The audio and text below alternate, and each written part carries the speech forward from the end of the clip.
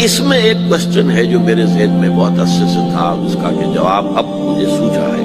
واللہ عالم، یہ ساری باتیں میں کہہ رہا ہوں میرے گمان ہے۔ کیسے ہوگا کہ اتنی بڑی طاقت ایٹمک پاورز کے مقابلے میں مسلمان دوبارہ میدان میں آ کر اور جیتتے چلے جائیں؟ میرا گمان یہ ہے، واللہ عالم، اس پورے معاملے کا سارا جو ہے ارینا جو ہے وہ ہے مڈل ایسٹ، یورپ، جس میں حدیث میں آیا ہے کہ رومی عیسائی 80 جھنڈوں تلے تم پر حملہ کریں گے اور ہر جھنڈے کے نیچے 12,000 فوج ہوگی، 10 لاکھ۔ اور مجھے حال ہی میں معلوم ہوا ہے کہ آج کل جو ایک ڈویژن ہوتا ہے وہ 12,000 کا ہوتا ہے، تو 80 ڈویژنز آرمی آئے گی۔ لیکن معلوم ایسا ہوتا ہے کہ روس،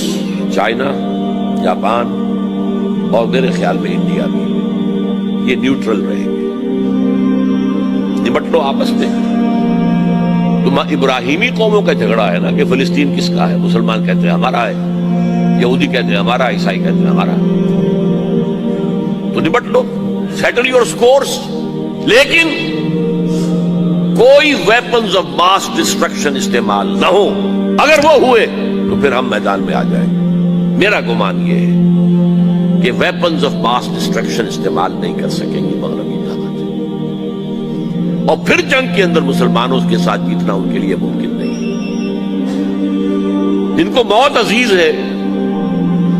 منحصر مرنے پہ ہو جس کی امید، نا امیدی اس کی دیکھا چاہیے، اور وہ مرنے کو تیار نہیں ہے۔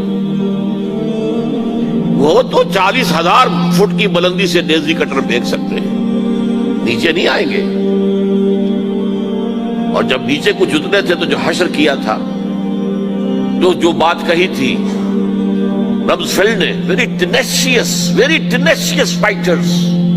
یہ افغان والے جو ہیں یہ تو چمٹ جانے والے ہیں، یہ ایسے جنگجو ہیں، ان سے جان چھڑانی مشکل ہے، جن کے لیے موت سب سے بڑی کامیابی ہے۔ شہادت مطلوب و مقصود مومن نہ مال غنیمت نہ کشور کشائے، مسلمانوں کا مقابلہ کر سکے، یہ ہے میرا گمان، واللہ اعلم۔ بہرحال پہلا مرحلہ کسی اجمی ملک میں جو میرے نزدیک پاکستان اور افغانستان پہ مشتمل ہوگا، خلافت کا نظام پہلے آئے گا، پھر یہاں سے فوجیں چلیں گی، حضرت مہدی کی حکومت قائم ہوگی، پھر وہ حضرت مہدی جو ہے وہ جہاد کریں گے، قتال کریں گے، اور اس قتال کے آخری مرحلے پر حضرت عیسیٰ علیہ السلام بھی نازل ہو جائیں گے، اور غالباً ان کے ذریعے سے پھر جتنا الیکٹرانک ان کا حساب کتاب ہے وہ ختم ہو جائے گا۔ حضور نے فرمایا ان کی آنکھوں میں ایسی تاثیر ہوگی، جہاں تک نگاہ جائے گی یہودی پگھل جائیں گے، کوئی بہت بڑا لیزر ہوگا، اور ظاہر بات ہے کہ ان کے یہ ہتھیار جو ہے ان کا مقابلہ تو مسلمان نہیں کر سکتے، اور نہ ابھی آپ کو 100 برس بھی یہ سوچ سکتے ہیں کہ کوئی مسلمان ملک اتنی ترقی کر سکتا ہے کہ ان کے مقابلے میں پہنچ جائے ان ہتھیاروں کے معاملے۔ تو یہ اصل میں جو شخص سراپا معجزہ تھا، حضرت عیسیٰ جو ہے سراپا معجزہ، پیدائش معجزہ، آسمان پر اٹھایا جانا معجزہ، خلق حیات، بنایا مٹی کا پرندہ پھونک ماری اڑنے لگا، احیاء موتا، مردہ کو کہا اٹھو قم باذن اللہ، اٹھ گیا چلنے لگا،